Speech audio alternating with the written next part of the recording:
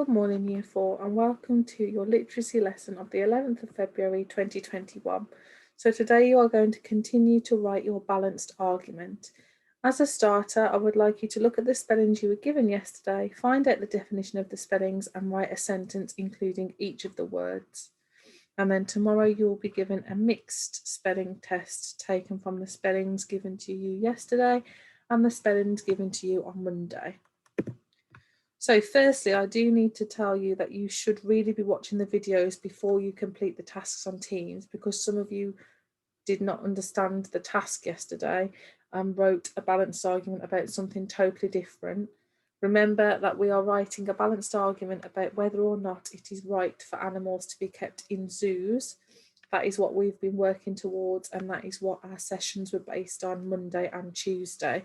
So what I'm going to do, I'm going to reread what we've written so far, and if you did submit the document yesterday with a completely different balanced argument in there, please can you redo the introduction and the 4 sections. Now, if I have marked your work from yesterday and you can't go back into it and edit the same document, so I am going to put a new blank document onto Teams, which will be due in today. So what I would like you to do, if you did receive feedback that you did yesterday's task incorrectly, please can you rewrite the whole balanced argument onto the document on Teams today. If you got feedback that you did the right thing and you wrote your introduction and 4 paragraphs, by that I mean the points for animals being kept in zoos, please can you just write the remainder of your balanced argument in today's document, which will be about arguments against keeping animals in zoos and the concluding paragraph. So I'm just going to read the model text that I have written, and then you can continue with today's work. So, is it right for animals to be kept in zoos? So I'm just going to read the introductory paragraph so that you know what each paragraph is for. So zoos are a common attraction all around the world, and it is proven that they are a great family day out. However, are zoos right? Should animals be kept in captivity? This argument will discuss both for and against this topic. So in your introductory paragraph, it should look very similar to mine, but if you can reword some of it to make your own, that would be great. We're now moving into the first paragraph about reasons for zoos. So firstly, visiting zoos is very beneficial for educating people about different species of animals. Without a doubt, zoos allow people to view animals that they wouldn't ever be able to see in their natural habitats. So that was our first point. I then used, furthermore, by studying animals in zoos, it allows people to become more aware of the risk that these animals face in the wild, which may increase the support given to wildlife charities. So then you can see I've included 2 points for zoos in the same paragraph. I then move on to my second paragraph, which are further reasons for zoos.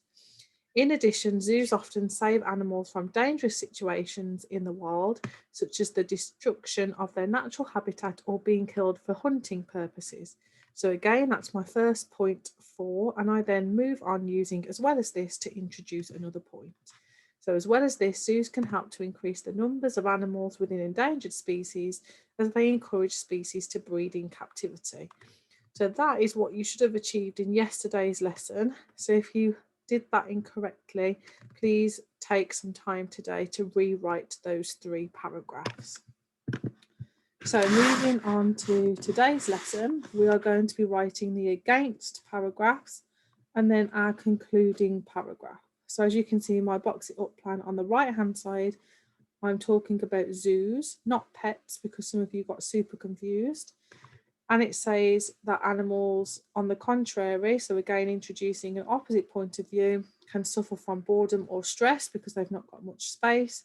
And then building on that, they're taken from their natural habitat, so they won't be able to hunt for food. So from that, I've created the paragraph below. So it says, on the contrary, a lot of animals that are kept in zoos suffer from boredom and stress. This is due to the fact that they have limited space when they are in enclosures. Building on that, animals that are taken from their natural habitat will not be able to use skills such as hunting or survival, and if they're released into the wild, may not be able to survive. So that is an example of what you may include in your first against paragraph, but you may have some different ideas. So moving on to the next paragraph, you can see that I've put in my box it up plan that animals left in the wild will find it harder to find a mate. So there will not be many left in the wild if they're all taken into captivity. And so consequently, the species will remain endangered. Now, even though this goes against what I said in the 4 paragraph, it just gives another idea as to why zoos may be a bad thing for endangered species. So from the box it up plan, I created the final paragraph, which reads, in addition, animals left in the wild will find it hard to find a mate to breed with, as lots of the species will be in the zoos. Consequently, the species may remain endangered. Statistics show that only 1,000 of the 6,000 species in zoos are endangered, so some may say that there is no need to keep all of these species in captivity. So as you can see, I've also added something extra that I did not plan for. This is fine in writing, and I decided I wanted to include a statistic using the language that I taught you about introducing research. So that is an example of the second paragraph you are going to be creating today. So now moving on to your concluding paragraph, I have not completed the box it up plan for this because I think it is something that you should be able to do independently. So I will read you the modelled paragraph that I've written, and you need to be writing your own ideas in your concluding paragraph. So it says, in summary, there is obviously an ongoing debate about whether or not animals should be kept in zoos. So that's a generic sentence that you can use in your argument as well, or you can choose to reword it. On one hand, people believe that zoos are a great way to educate people about different animals. So I've stated a point for the argument. However, others believe that taking animals away from their natural habitat is unfair and will cause them stress. So you then add 1 point against to show 1 point from each side of the argument in the conclusion. I've then gone on to state my own opinion. So I personally believe that if zoos are saving a species and they look after their animals, then it is beneficial. So in your concluding paragraph, you've got an opening sentence, a point for, a point against, and then your own opinion.